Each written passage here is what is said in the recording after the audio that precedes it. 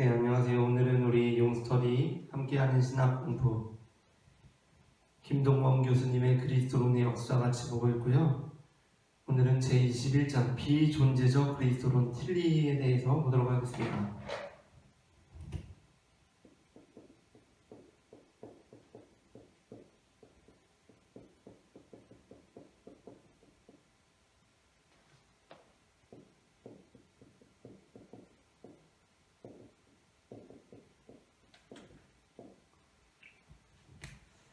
틸리라는 인물의 비존재적 그리스도론에 대해서 오늘 함께 보려고 하는데요. 여기에서 대체 비존재적이라는 게 뭐냐를 일단 보려고 합니다. 비존재적. 일단 그리스도론까지 가기 전에 대체 틸리에게 비존재적이라는 게 뭐냐?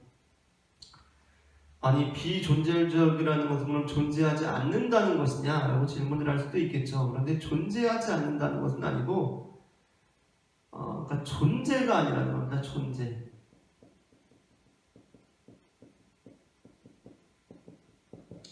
존재가 아니다라는 게 뭐냐?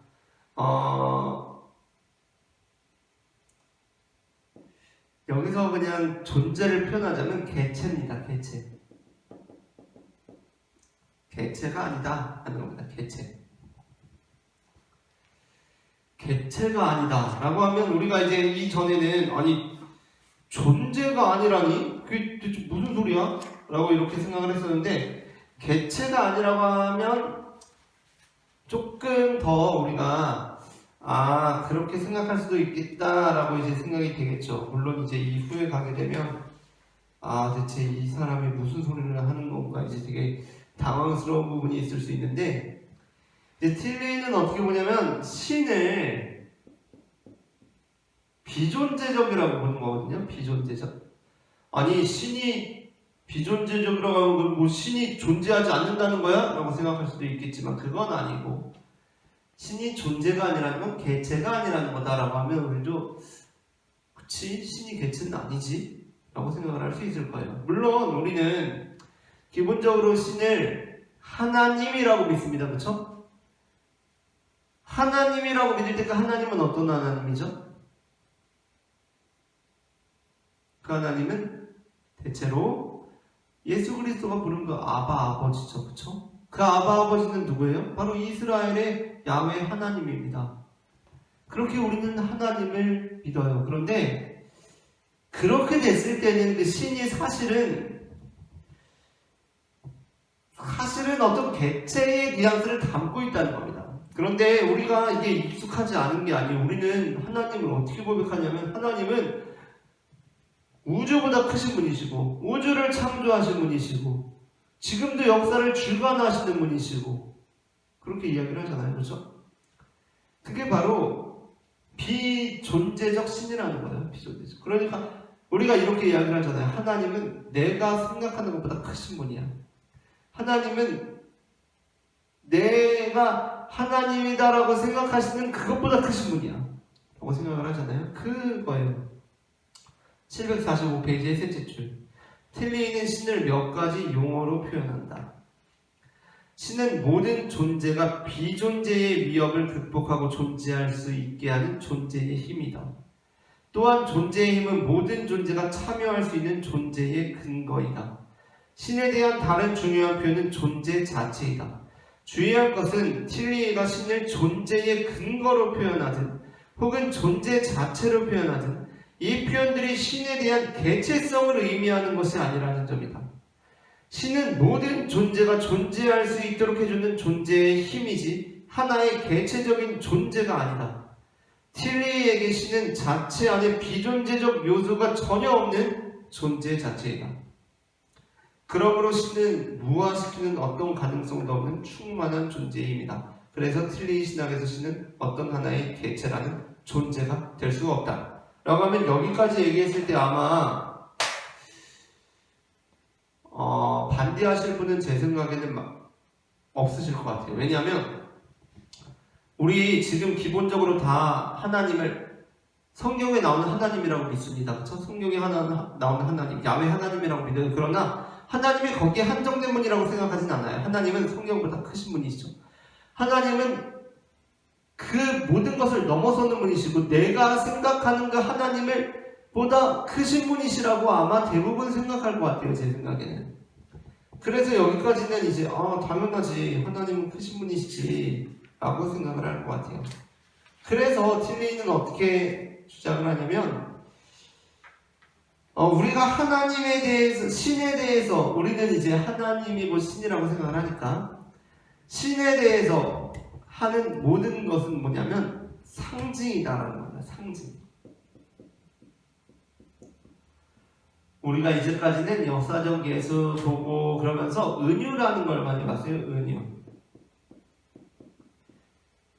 근데 은유하고 상징은 엄밀한 의미에서는 다르죠. 그렇죠? 엄밀한 의미에서는 다른데 우리가 신학적으로 이런 기본적인 내용들을 이해할 때 뭐 거의 비슷하다고 봐도 됩니다. 신을 이해할 때 신을 우리는 상징적으로 이해할 수밖에 없다는 거예요.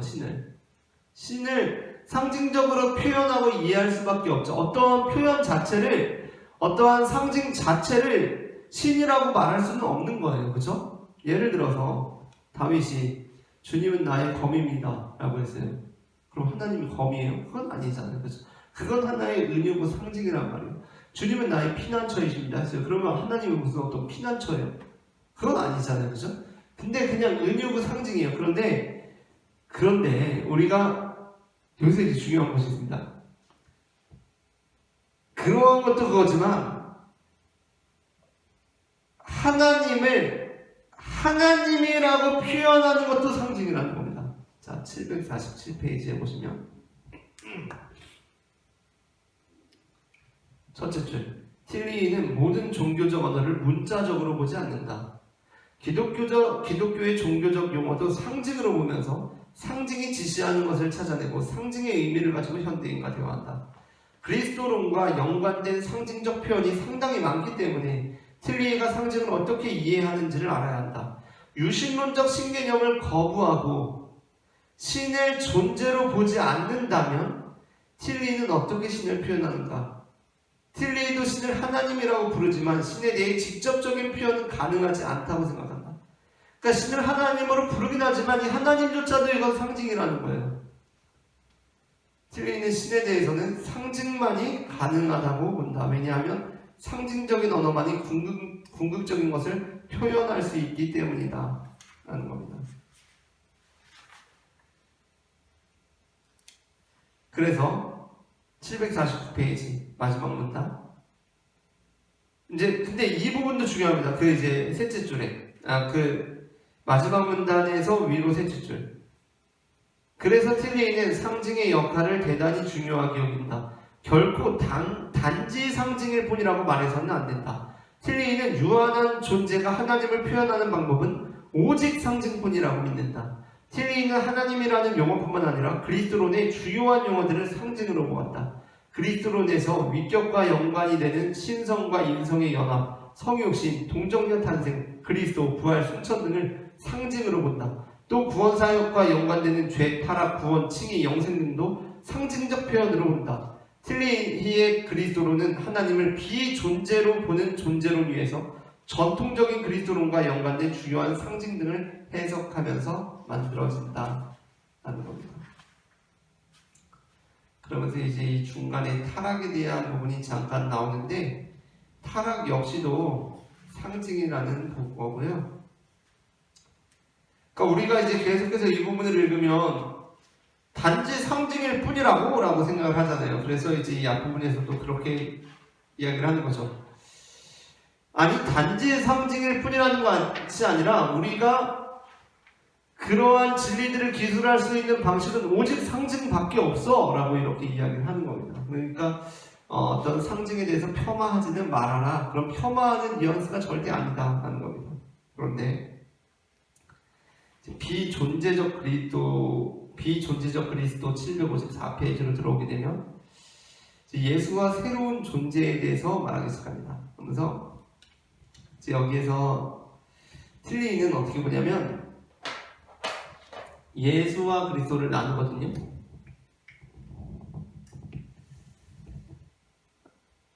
우리가 그전에도 역사적 예수와 신앙의 그리스도를 나누었잖아요.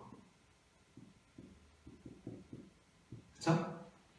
그러니까 역사적 예수는 어떤 사실을 지향하는 바가 있고 물론 그 전에도 말씀드렸다시피 역사적 예수가 사실이라는 것은 아닙니다. 역사적 예수가 그 작업을 통해서 역사적 예수 역시 신앙의 그리스도와 전혀 다르지 않다는 것이 증명되었다라고 했어요. 왜냐하면 역사적 예수를 통해서 발견되는 것이 다 자기들 관점에 따라서 발견하는 예수거든. 역사적 예수거든.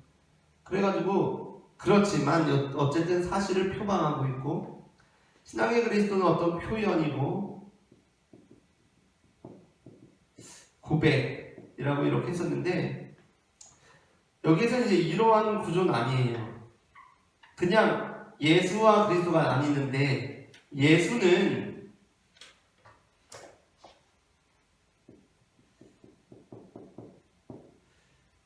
우리가 그 전에 아마 전통적인 고전기의 그리스도론 하면서 양자론하고 그러면서 다루었던 부분입니다. 그런데 예수와 그리스도가 달라요. 예수와 그리스도는 다릅니다. 철저하게 분리됩니다. 그래서 예수 그리스도라고 말하기가 어려울 정도로, 그러니까 예수 그리스도라는 하나로 말하기가 어려울 정도로. 그래서 우리 교재에서도 우리 이 책에서도 나오는데요. 예수 그리스도를 761페이지 인용된 부분 마지막에 따라서 예수 그리스도의 이름은 그리스도로 불린 예수 혹은 그리스도인 예수 혹은 그리스도로서의 예수 혹은 그리스도 그 그리스도 예수로 이해되어야 한다. 이 표현들 중에 어느 것을 사용해야 하는지 문맥에 따라 결정될 것이다 라고 얘기를 하는데, 그러니까 여기서 새로운 존재 그리스도 이런 것은 무엇이냐면 그리스도는 예수보다 훨씬 큰 존재인 거예요. 큰 존재. 그러니까 이렇게 표현을 해볼게요. 그리스도는 훨씬 커. 예수는 그냥 그리스도를 담아낸 존재일 뿐이에요. 그런데 예수는 어떻게 담았냐면 그리스도를 그의 전 존재로 담았어요. 전체. 그러니까 예수에서 그리스도가 아닌 부분은 없어요. 그런데 그리스도에서는요, 반대로 그리스도에서는 예수가 아닌 부분이 많죠. 그렇죠? 그래서 어떻게 되는 거예요? 그리스도는 예수 이전에도 있었고 예수 이후에도 있다라는 얘기가 가능해지는 건데요. 여기서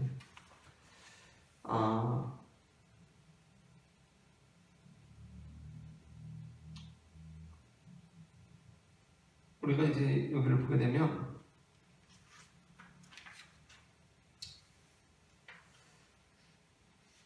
그러한 내용이 나오거든요. 뭐냐면 예수 이전에도 그리스도가 있고 예수 이후에도 그리스도가 있다라는 이제 내용이 나오게 되는데 제가 지금 어딘지 잘 모르겠고, 그러면서 이제 예수와 성령에 대해서도 나오고요. 성령은 곧 하나님의 영인데 그 부분에 대해서도 이제 나오게 됩니다.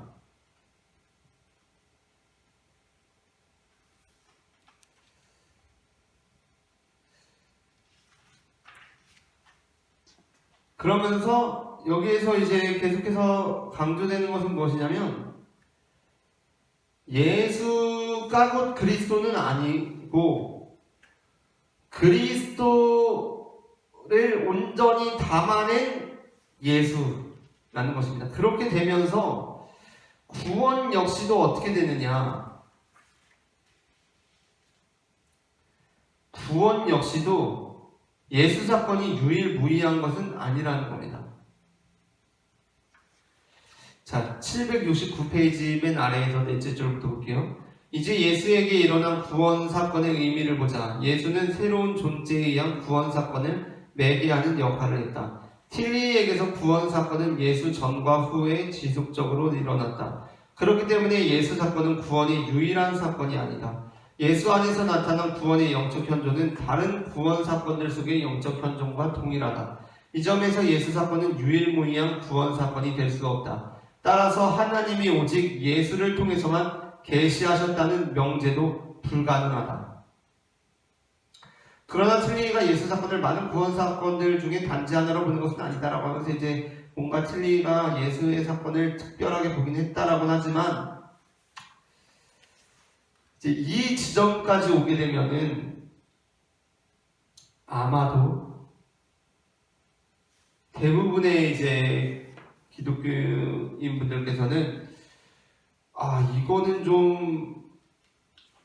이걸 우리가 기독교의 그리스도론으로, 기독론으로 우리가 생각할 수 있나라는 생각이 들 거예요. 틸리쯤 오시면. 저 역시도 그렇고요.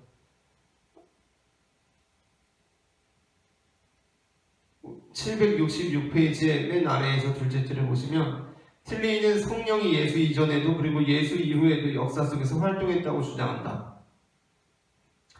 성령은 예수가 역사적으로 나타나기 이전에 영적 현존에 의해 붙잡혀 있는 모든 사람들 속에서 활동했으며 지금도 활동하고 있다. 당연히 그렇죠. 근데 그 성령의 역사, 성령의 활동이 예수님 이전에도 그리고 예수님 이후에도 우리에게도 지금도 활동을 하고 있는데 예수님은 특별한 거잖아요. 그죠? 근데 그게 아니다라는 뉘앙스가 있기 때문에 받아들이기가 좀 어려운 부분이 있는 거고, 그렇기 때문에 이제 이쯤 오면 우리가 사실 그래요. 한국 교회 안에서는 이제 현대 신학이라고 일컬어지면서 당연히 뭐 그 전에 우리가 교재에서 다루지는 않았지만 뭐 슐라이어마우라든가 리츠리라든가 이런 사람들은 거의 기독교인이 아닙니다. 거의 기독교 신학자라고 보질 않아요. 뿐만 아니라 이후에 뭐 나오게 되는 칼바르트라든가 불트만이라든가 이런 인물들도 그들을 기독교 신학으로 인정하는 분위기가 많은지 잘 모르겠어요. 좀 회의적인데 저 스스로도. 근데 칼바르트나 불트만까지는 그래, 불트만까지는 뭐 그래라고 이해가 될 수가 있는데 틸리쯤 오면 이제 참 이 그리스도론, 이 기독론을 어떻게 받아들여야 되지 이제 당황스러워지기 시작해요. 그렇죠? 왜냐하면 예수님이 그리스도인 건 맞지만 그리스도가 예수가 아니라 다른 예수 이전에도 예수 이후에도 그리스도가 있다라고 한다면 그럼 우리가 어떻게 받아들여야 되느냐 당황스러운 부분이 있기 때문에 이제 틸리부터는 이제 조금 이제 우리가 이후에 근데 아닌 경우들도 있긴 있습니다. 이후에도 이제 아닌 경우들도 있긴 있지만 특별히 이제 막 해방 그리스도론으로 가거나 이러거나 이제 뭐 민중 그리스도론 그리고 뭐 크루산 이렇게 가면 조금 이제 뭐지 싶으신 분들이 계실 수도 있어요. 그렇기 때문에 우리가 물론 이 그리스도론의 역사에서 전체 기독교 신학들을 다 내 걸로 받아들일 수는 없습니다. 왜냐하면 다 신학적인 입장들이 달라요. 그리고 아마 우리들 대부분은 이제 이 이후로 갈수록 이 뭐 틸리 같은 입장을 틸리류의 입장을 받아들이기 굉장히 어려울 거예요. 그러나 그럼에도 불구하고 한 번쯤 생각해볼 의미는 있는 것 같아요. 뭐냐면 우리는 저건 기독교도 아니야. 저게 어떻게 기독론이야? 저게 어떻게 기독교 교리가 될 수 있어? 아니 저런 주장을 한다고? 라고 생각할 수 있는 주장들이 기독론 안에서 다루어지고 있다는 게 무엇을 의미할까를 생각해 볼 수는 있는 것 같습니다. 오늘은 여기까지 하고 다음번에 또 뵙도록 하겠습니다. 감사합니다.